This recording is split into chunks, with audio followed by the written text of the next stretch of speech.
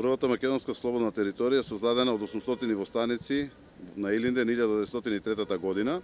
Потоа на Илинден 1944 година во манастирот Свети Прохор Пчински кај Куманово се одржа првото заседание на АСНУМ, 115 делегати учествува на него и тога за прв пат се потврди општествено-правната положба на Македонија како рамноправна федеративна држава во рамките на тогашната Југославија. Овие два Илиндени не образуваат нас, секој македонец да ја чуваме оваа македонска земја, која што со векови е натопена со револуционерната крв на нашите предци, но и ни дава за задача да го трасираме незиниот пат кон иднината, да го оствариме незиниот вековен стремеж за да биде европска држава. Македонија е на многу добар пат за да ја оствари оваа цел, за да биде гордо да чекори кон иднината и да рамноправна со сите европски држави.